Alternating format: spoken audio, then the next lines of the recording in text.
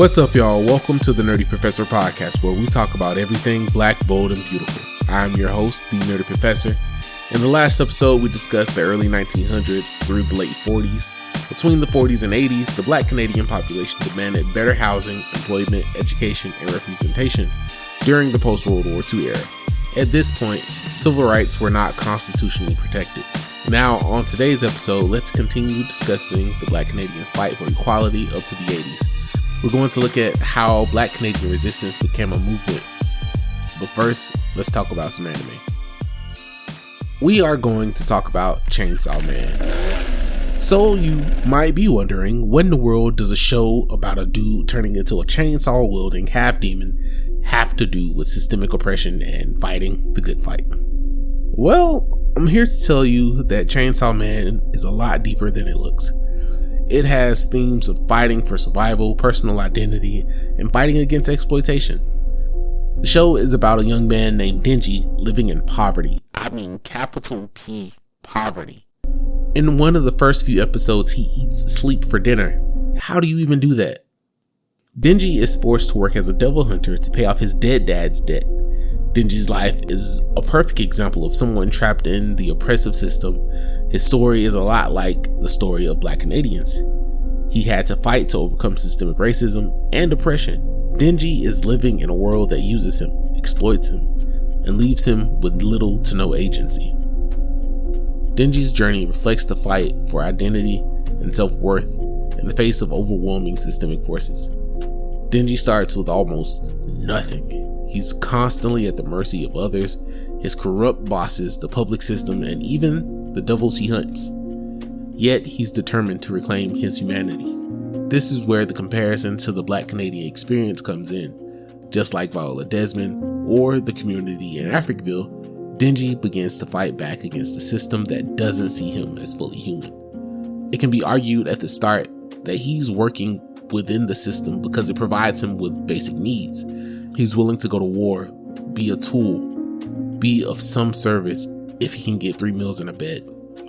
Maybe even escape the current situation he's in. As the series goes on, he begins to fight for what he thinks is a normal life.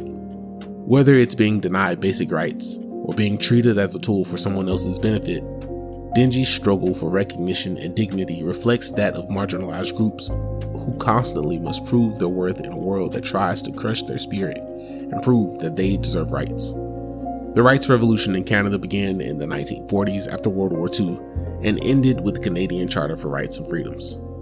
It was a culmination of all marginalized people fighting for their rights, but on the black Canadian side, there are a few stories that I want to talk about that led up to the signing of the charter. The first one being Viola Desmond. Desmond is often called Canada's Rosa Parks, but that's simply not true. Desmond is her own person with her own stake in the game. She was an entrepreneur, educator, and businesswoman in the black hair care space, and she is no secondary figure when it comes to the fight for civil rights. Also, she was first. Check your timeline. A decade before Parks refused to give up her seat on the bus, Desmond took a similar stance against segregation. On November 8th, 1946, a 30-year-old Desmond was on a business trip delivering hair products to Sydney, Nova Scotia. But then, just like any good scary movie, her car broke down in New Glasgow, a town that was on the come up but still had its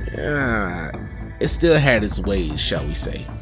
While waiting for her car to be repaired, she decided to go to the Roseland Film Theatre to see The Dark Mirror, a psychological horror thriller film starring the British and American actress Olivia de Havilland. At this point in time, there weren't any segregation laws in Nova Scotia, but there were unwritten rules. So in this particular theater, the main floor seats were reserved for white patrons only. Desmond, unaware of this rule and being nearsighted, paid for her ticket and sat in the floor section, close to the screen.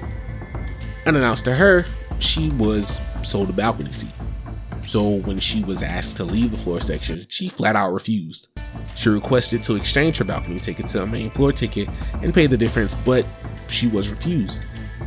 So she decided to sit back down in the floor section to enjoy the rest of her movie.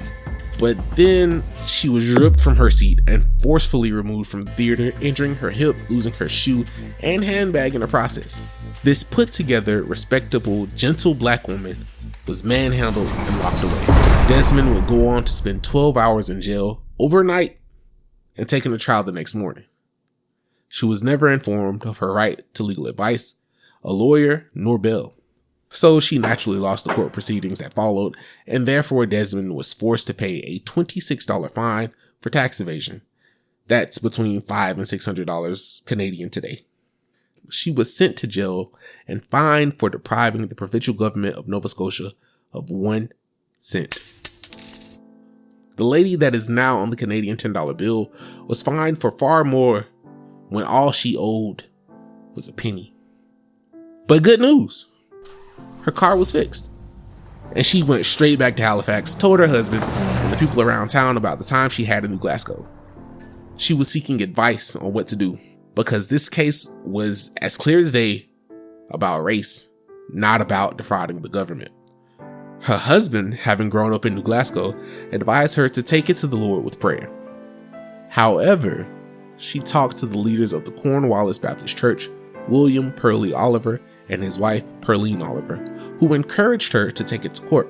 With the decision to take it to court, Carrie Best ran her story on the front page of the Clarion, a black-owned newspaper in Nova Scotia. Desmond contacted a lawyer after seeing a doctor for the injuries she sustained during their arrest. So, with the help from the church and the Nova Scotia Association of the Advancement of Colored People, she hired Frederick William Bissett, a white lawyer, to represent her in the upcoming trials. After some shaky arguments, Bissett ultimately failed to convince the judges of the Supreme Court of Nova Scotia to appeal Desmond's conviction. After the trial, all legal action stopped. Bissett didn't bill the clients for the case, which gave the NSAACP the funds to continue fighting for civil rights. Desmond's marriage fell apart, and she was also forced to give up her dream of owning a beauty salon and beauty product chain that caters to black women.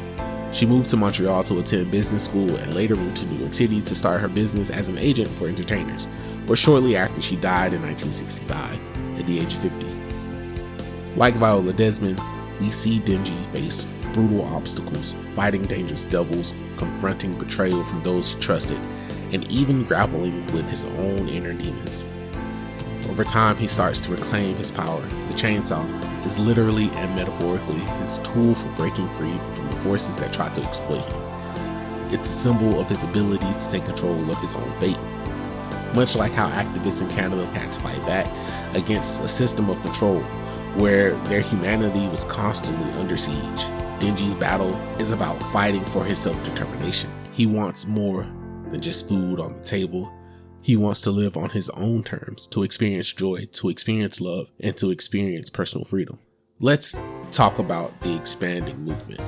As we know, there was a major influx of black people from the Caribbean islands because of the West Indian domestic scheme. People like Brownie Armstrong, a Jamaican-born activist and trade unionist, became a central figure in challenging anti-black racism in Toronto by participating in sit-ins and rent-ins during the early 1950s. Protests like those would help pressure the Ontario government to pass and later enforce anti-discrimination laws, such as the Fair Trade Accommodation Practices Act in 1954. Another Caribbean-born activist, Donald Moore, was extremely vocal in his critique on Canada's immigration policies. On April 27, 1954, Moore led a delegation to Ottawa to demand changes to the discriminatory policies that restricted the entry of non-white immigrants. In the next province over, Dan Phillip, through the Black Coalition of Quebec, focused on defending the black community from police violence, systemic racism, and discrimination. Phillip retired from the Black Coalition in 2020, running the organization for almost 40 years. Activists in Canada continue fighting against racism and segregation. For example, activists pushed back against segregation in schools all across Canada. Schools were either separate or black people used the same building, but at different times. In the 1950s, segregation in schools was still practiced in Nova Scotia. If y'all remember the Separate Schools Clause in the Common Schools Act, yeah, it's still hanging around from the mid-1800s. During this time, activists and parents organized to challenge these policies. By 1954, the same year as the Brown v. Board of Education decision in the United States, pressure mounted on the Canadian government to dismantle racially segregated educational systems. This was done after newly elected MPP Leonard Braithwaite pushed for the separate schools clause on segregated schools for blacks to be officially removed from provincial education policy. The last racially segregated school in Nova Scotia closed in 1983. Another major milestone for Canadian civil rights came in 1960 with the passing of the Canadian Bill of Rights under the Prime Minister John Diefenbaker. Though it was a federal statute and not a constitutional law, it was groundbreaking for explicitly recognizing and protecting civil liberties, including freedom from discrimination based on race, national origin, and religion. For Black Canadians, this legislation offered a tool for challenging inequality, though its limitations also highlighted the need for stronger legal protections at the provincial and municipal levels. Now, one of the most striking aspects of Chainsaw Man is the way Denji's journey isn't just about him. As he moves through this story, he builds relationships with other devil hunters who share his sense of resilience. There's Denji's roommates, Power, the devil with a fiery, rebellious spirit, and Aki, a fellow hunter whose past is defined by loss and vengeance. There are also other hunters like Himino, who's willing to die for a comrade without a second thought, and Kishibe giving knowledge to the younger hunters to prepare them for their future as hunters. Together, these characters build a community. They were individuals forced together for a common cause. These characters formed a found family, and it's one of the strengths and driving forces of the series. Denji's found family shows him that life is more than just a good meal and a bed. Denji's evolution shows us the importance of solidarity and community building when fighting against systemic oppression. No one wins alone. Just as the struggle for civil rights in Canada wasn't just about an individual hero, but collective effort by communities. Denji's support system is key to his survival and growth. It's a reminder that when facing systemic injustice, it's the connections we build and the support systems we create that often lead to true change. Africville was made up of Black Nova Scotians, including Black loyalists, formerly enslaved African Americans, and other Black settlers who made their way to Canada after the War of 1812. What makes Africville so special is that for 120 years, it was a close-knit cultural and social hub for Black residents. It had its own school, post office, community-owned stores, and most importantly, the Seaview United Baptist Church.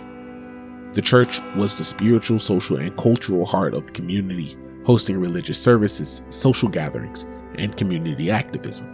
Africville was a symbol of Black unity and resilience. But living there wasn't all peaches and cream. Yes, they had their community, but the community was neglected by the city of Halifax. The city of Halifax collected taxes from Africville, but refused to provide it with basic service, like clean water, sewage, paved roads, nor garbage collection. The city even went so far as to place a prison, an infectious disease hospital, a slaughterhouse, and a city dump in Africville. All of this culminating into making Africville being contaminated and a health hazard to live in. Residents petitioned time and time again for the bare necessities when it came to municipal services. Then came the threat and the eventual execution of the eviction of the residents of Africville and the demolition of the community. In January 1964, Halifax City Council voted to relocate Africville residents, with little to no consultation with the residents, by the way. From about 1964 to 1970, the residents of Africville were forcibly removed and their homes and communities were razed. Under the guise of urban renewal, city leaders justified the demolition in the 1960s by labeling Africville as a slum and claiming the area was needed for industrial development and infrastructure projects.